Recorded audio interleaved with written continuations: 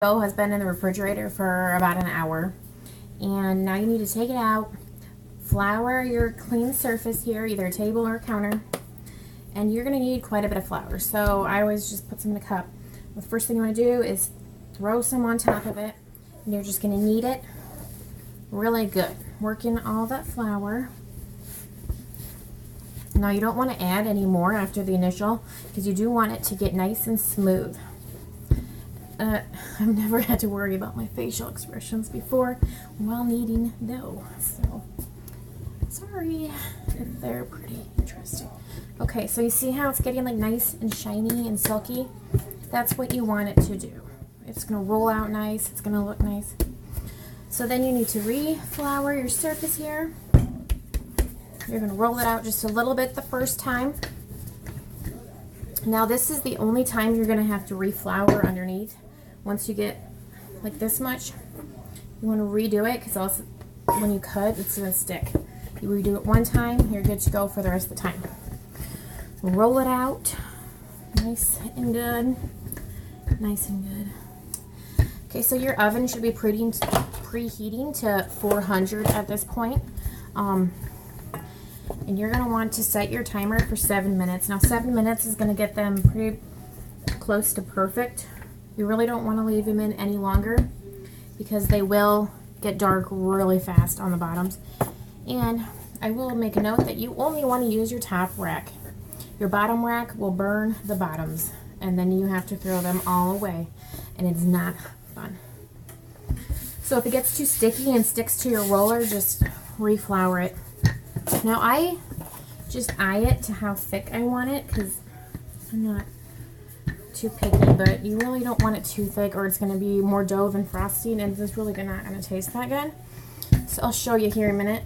I'm doing Easter ones, so I'm going to do an egg for you. So see that there? That's the thickness. Not too thick, not too thin. And then you can spray your pan. You don't have to with these, but I choose to because sometimes they do stick, and it's just not pretty on the bottom, and you want them to be pretty. So here, you can put them pretty close together because they don't puff and expand that much. They really do stay pretty close to the size that they are. So you can put them pretty close together, get as many as you can on there, and when they come out, you need to put them on wax paper, so to cool off. And you would let them cool. I used to let them sometimes just sit overnight, either in a container or just even on the counter. And then you can frost them whenever you're ready. And we will do frosting next. Just took some out of the pan, and I just want to show you guys that these were all on the top rack. And I don't know if maybe my pan is one's newer than the other, but I had two small ones, so they both went on the top rack. And this is what I have. This is what the tops look like, and then the bottoms. Some of these got a little dark because I like them to look like this, or even a tad bit lighter. So you might just have to do a couple and see, like 6 minutes, see what your oven does for you. These are going to taste just as good as the other ones, I mean, unless they're too dark. I usually have a container of darker ones that I don't like to sell, but I will keep those and do those for my family, because else they get really mad if I don't get any. So I usually try to keep the darker ones for them. But yeah, these are all good. I was just showing you how light. You really want it to be lighter, like that. And then they're perfect. Sometimes they get a little bumpy on top. These didn't. I'm not sure. Like when you take them out, they look a little lumpy, but once you put your frosting on, they won't even tell.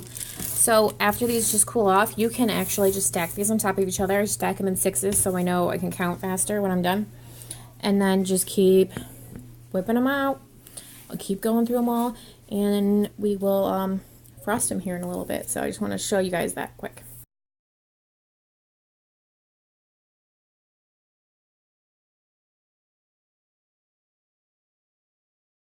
Now that your cookies are all done, look at those 17 dozen, you might want to take a little break before you start frosting, because it is a little time consuming, and like your back will start to hurt a little bit. So take a little break and relax for a little bit, get a drink, get some caffeine in you, and then we will start frosting.